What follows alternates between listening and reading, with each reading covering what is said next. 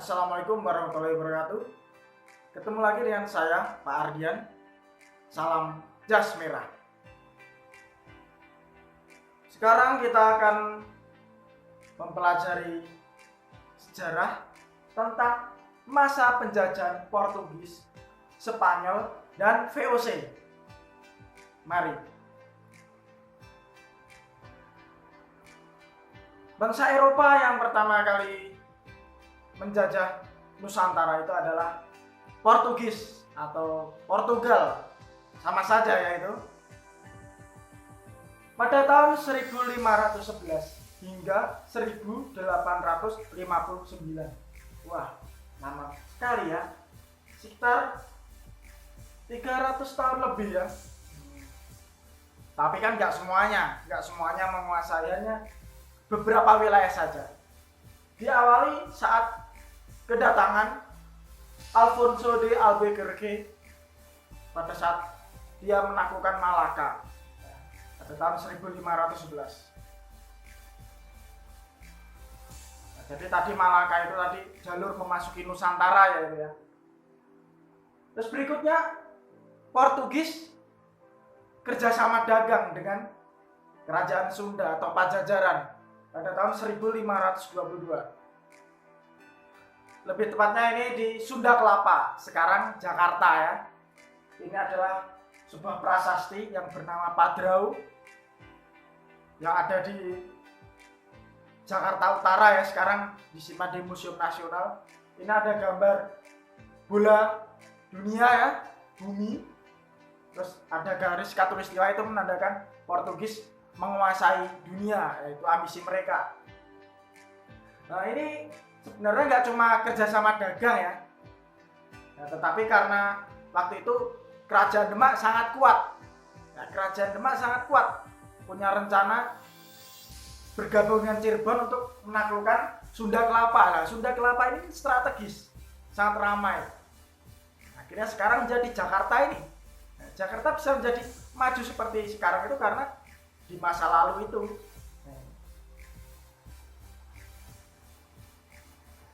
Nah, tadi kan setelah kerajaan Sunda dan Portugis di Sunda Kelapa dikalahkan oleh gabungan dari Kerajaan Demak dan Cirebon ya. Pemimpinnya namanya Fatahillah ya.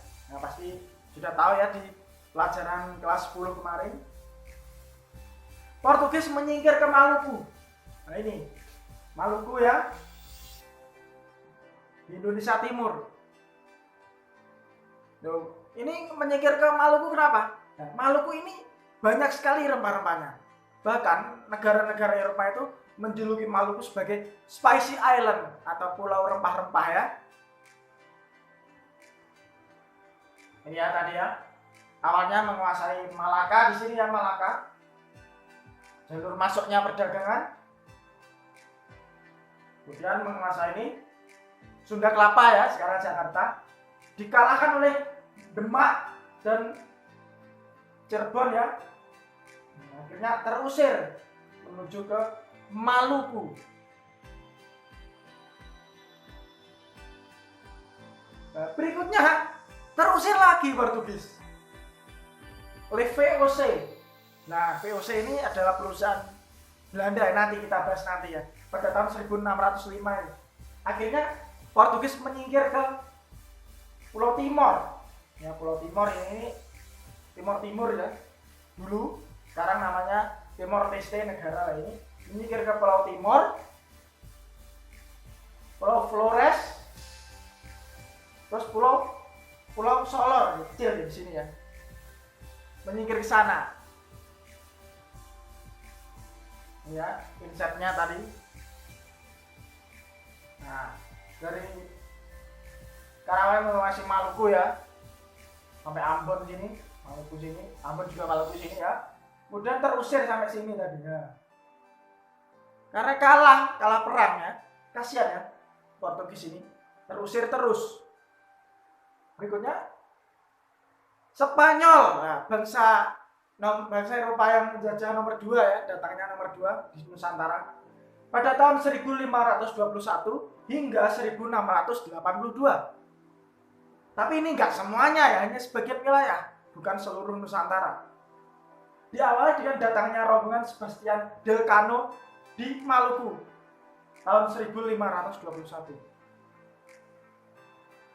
Nah ini, tadi kan Portugis dulu yang datang. Minggu lalu kita telah membahas perjanjian Tordesillas tuh ya. Nah, sekarang ada perjanjian Saragossa. Nah ini kan yang sampai duluan kan Portugis ya. Cara mengingatnya adalah sebenarnya Saragossa itu adalah nama sebuah kota di Spanyol ya, Zaragoza. Jadi di literatur Indonesia nyebutnya Saragossa, nggak pakai S tapi nggak pakai Z tapi pakai S.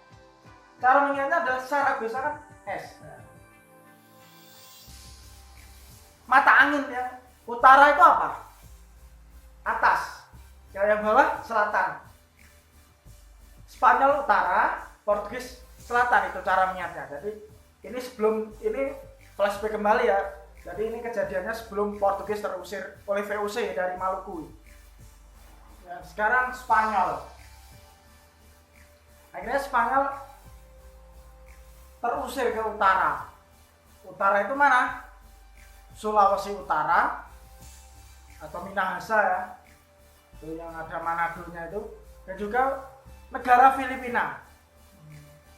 Negara Filipina itu dinamakan Filipina sejarahnya karena dikuasai oleh Spanyol, dan nama Filipina itu diambil dari nama rajanya Spanyol, yakni Raja Philips. Itu ya, bukan merek loh ya. Nah ini tadi ya.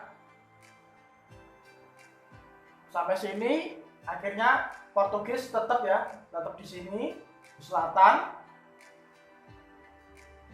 Terus Spanyol di utara sini dan juga di sini. Nah itu akhirnya berakhir penjajahan Spanyol. Tapi akhirnya ini diusir oleh VOC. Sudah menguasai sini, akhirnya diusir. Tapi ya udah di Filipina. Jadi Spanyol cuma menjajah sedikit ya, Maluku sebentar, ini terus, nah ya, VOC akan kita bahas setelah ini ya. Nah ini VOC, kepanjangannya adalah Verenigde Oost-Indisch Company. Ini adalah persekutuan dagang Hindia Timur. Ingat ya, ini bukan Belanda.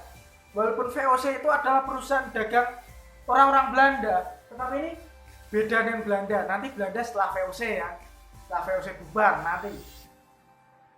Didirikan tahun 1602 hingga 1799 ini bubarnya. Ini logonya ya. VOC itu berdiri berkat gini, awalnya gini.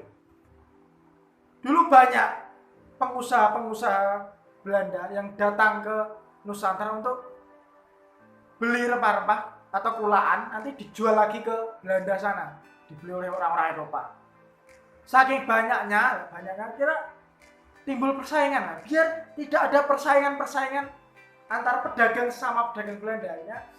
Pangeran Maurits itu adalah pangeran dari kerajaan Belanda mengusulkan didirikannya VOC. Itu berkongsi para pedagang-pedagang, pengusaha-pengusaha itu. Ya jadilah VOC. Oleh kerajaan Belanda, VOC diberikan hak oktroy. Di buku paket pokoknya satu, tapi aslinya double ya. Oktroy atau hak istimewa. Apa saja hak istimewanya? Yang pertama, hak memerintah negara jajahan. Nah, ini sudah seperti negara ya. VOC memerintah negara jajahan, bisa mengontrol perpolitikan kerajaan. Supaya apa ya? Supaya nanti perdagangannya bisa lancar ya, dikontrol politiknya. Ini ada gambar koin. Hak membuat dan mengedarkan mata uang sendiri. Nah, di Nusantara. Jadi para petani-petani rempah-rempah di Nusantara itu menjual rempah-rempahnya ke VOC ya, tapi dijual kembali nanti sama VOC. VOC bayarnya pakai ini.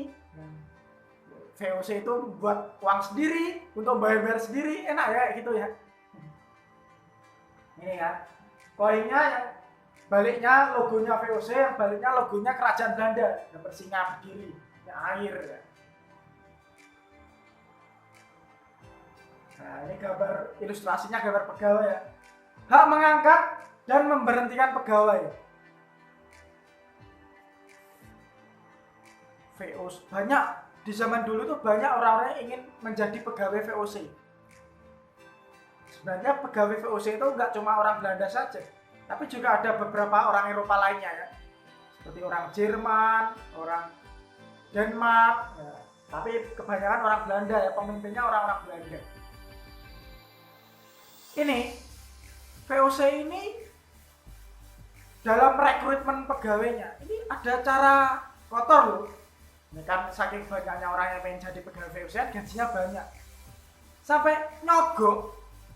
Kalau di zaman sekarang tuh jual sawah dulu ya. Biar bisa dapat seragam VOC ya. Masuk instansi VOC. Harus bayar, bayarnya ya mahal banget pastinya.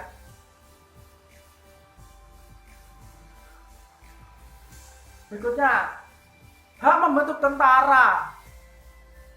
VOC ini punya tentara. Ini lukisan seragam tentaranya VOC. Nah, celananya pendek, kayak rok ya, pakai kaos kaki panjang. Ini tentara apa main bola ini? Ya, nah. Untuk apa? Kok perusahaan punya tentara? Untuk mengamankan jalur perdagangannya kan internasional ini, laut. Nah, mungkin biar mengamankan dari perompak atau bajak laut, ataupun juga dari kerajaan-kerajaan Nusantara yang menentang VOC. Ya pastinya menentang ya kan, ya, monopoli tadi. Nah ini monopoli ini lah yang mau saya bahas, ini monopoli. Yang saya yakin kalian ingat monopoli itu pasti ingat permainan ini. Sebenarnya maksudnya monopoli dagang itu gini, hanya ada satu pedagang di sebuah pasar, atau hanya banyak pembeli dalam satu pasar. Banyak pembeli tapi banyak pembeli tapi pedagangnya cuma satu. Ini ya VOC. Akhirnya gimana kalau pedagangnya cuma satu? Bisa mengontrol harga. Ini nanti gini, VOC membeli orang-orang, para petani rempah-rempah di seluruh Nusantara hanya diperbolehkan menjual rempah-rempahnya ke VOC. Nggak boleh ke selain VOC. Maksudnya ke EIC. EIC itu perusahaan miliknya Inggris atau ke Portugis, Spanyol nggak boleh. Nah, nanti sama VOC dijual lagi ke Belanda. Itu ya, kan merugikan bangsa Indonesia. VOC bebas menentukan harga. Belinya murah, dijual mahal. Wah, untung banyak nanti. Berikutnya, hak menyatakan perang atau damai. VOC banyak sekali berperang. Perang melawan Goa dengan Sultan Hasanuddin ya, pasti kalian tahu. Sultan Hasanuddin. Juga perang melawan Mataram yang dipimpin oleh Sultan Agung.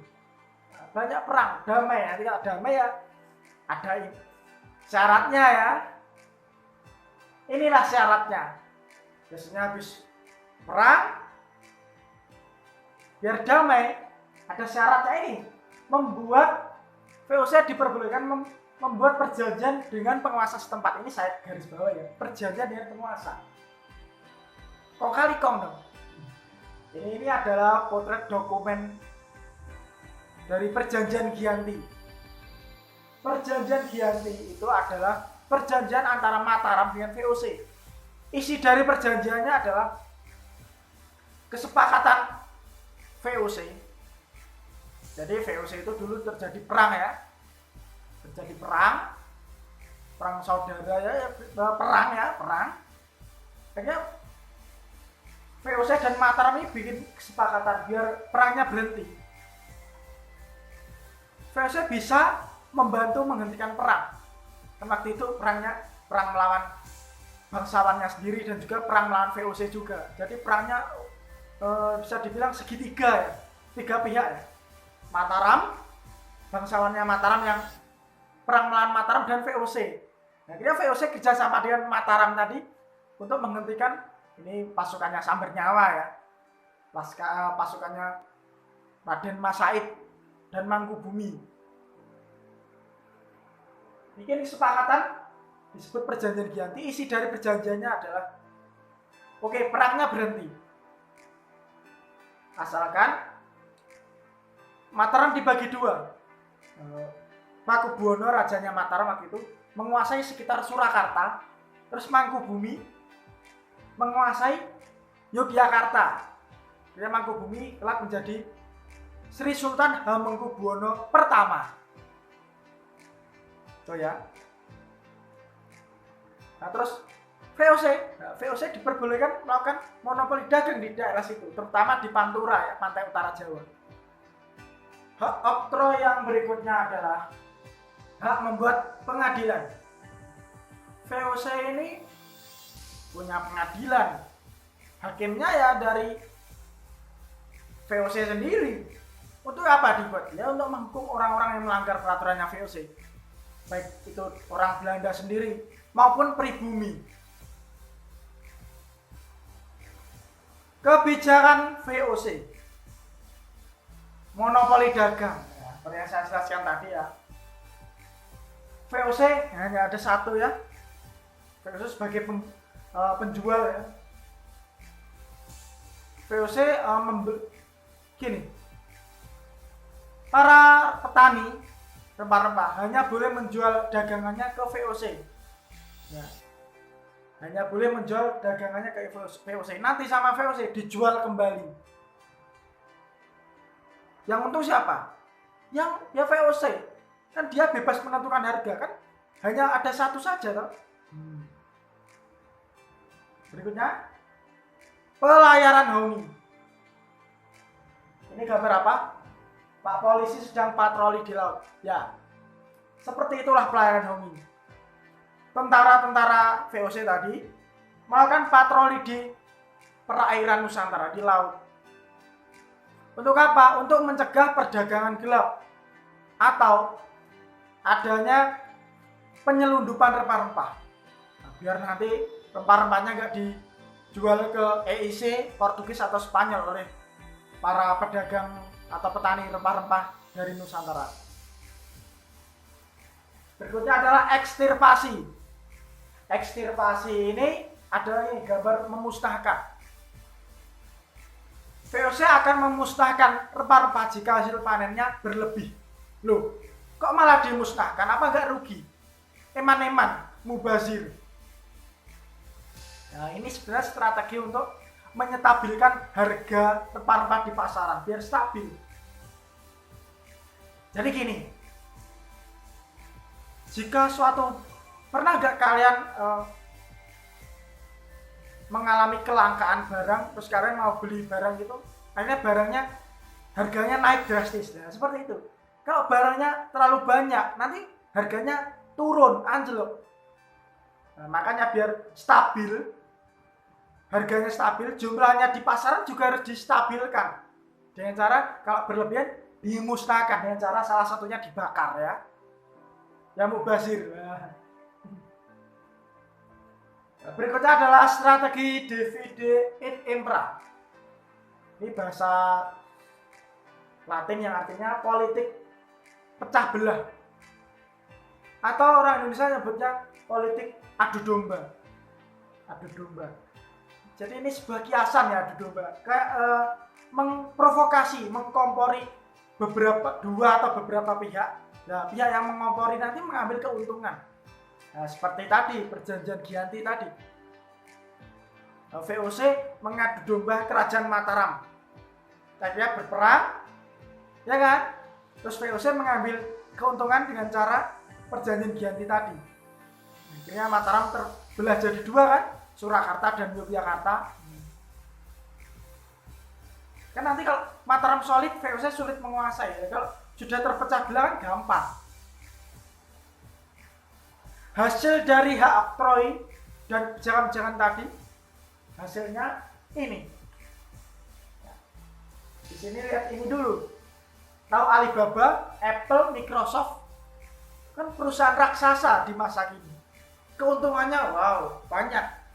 Apalagi orang yang bekerja di perusahaan-perusahaan ini wah pasti gajinya besar ya.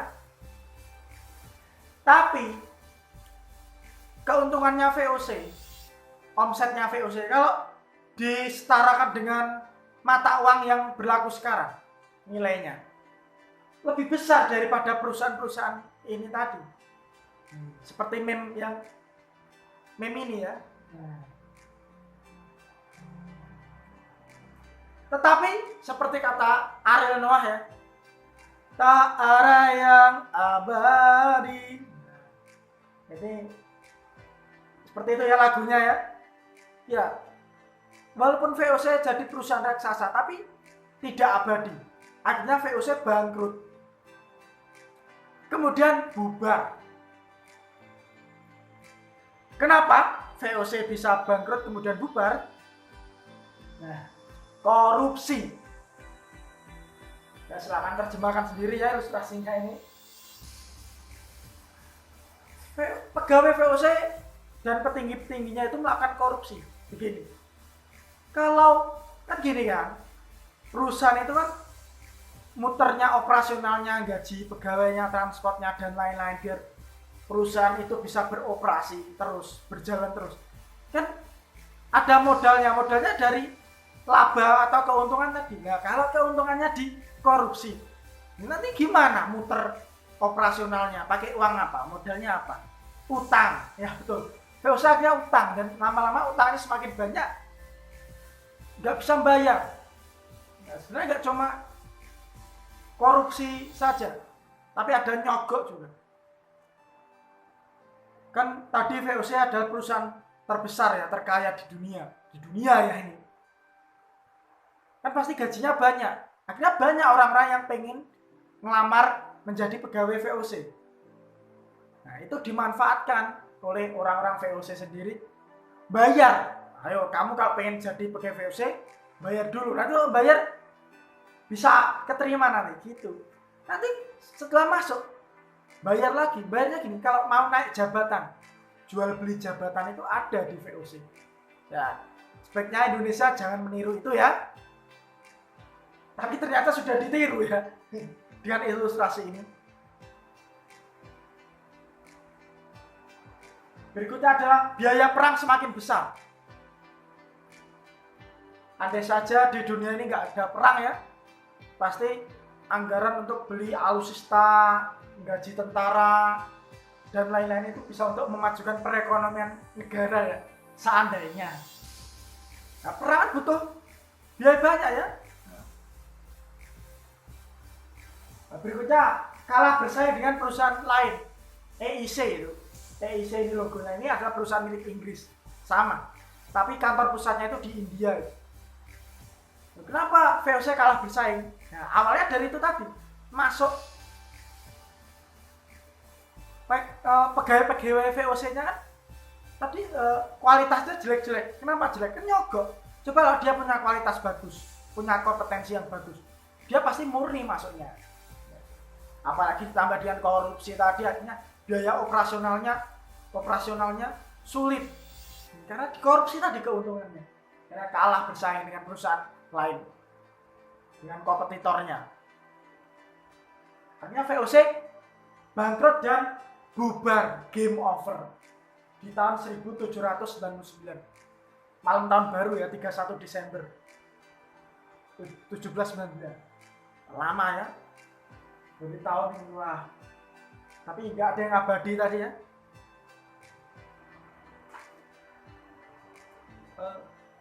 Kita tadi membahas terlalu banyak VOC, Spanyol dan Portugis sedikit ya, karena Spanyol dan Portugis hanya menguasai sedikit dari wilayah Nusantara. Sedangkan VOC ini luas, dari Sabang sampai nggak Merauke sih, ya pesisir Papua.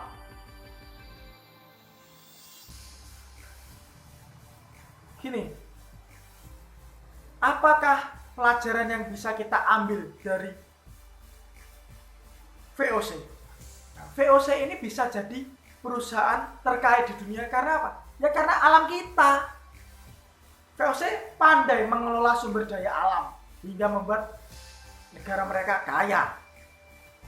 Ya kan akhirnya disumbang pajak dari VOC untuk membangun Belanda. Nah, kenapa Indonesia nggak seperti itu? Dasarnya Indonesia sumber daya alamnya dimanfaatkan sebaik mungkin, nanti keuntungannya untuk membangun negara kita. Nah, dasarnya seperti itu ya.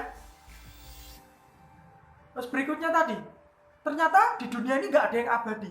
Segala pun yang jaya pasti akan jatuh. Nah, seperti VOC tadi.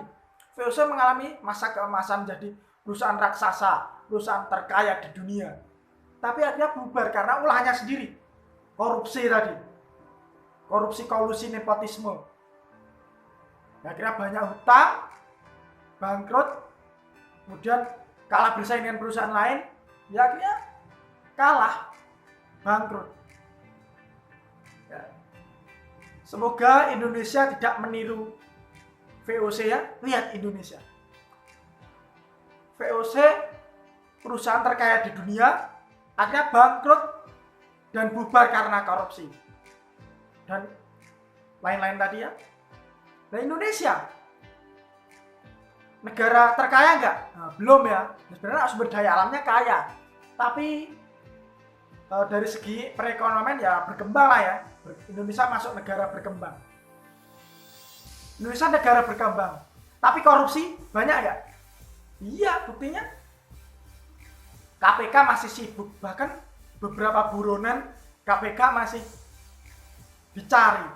Bahkan ada buronan abadi ya dari tahun 90-an hingga sekarang belum ditemukan yang namanya Edi Tansil ya. Misalkan kalian googling sendiri ya, koruptor Edi Tansil merugikan miliaran triliunan negara ya. Indonesia negara berkembang, korupsi.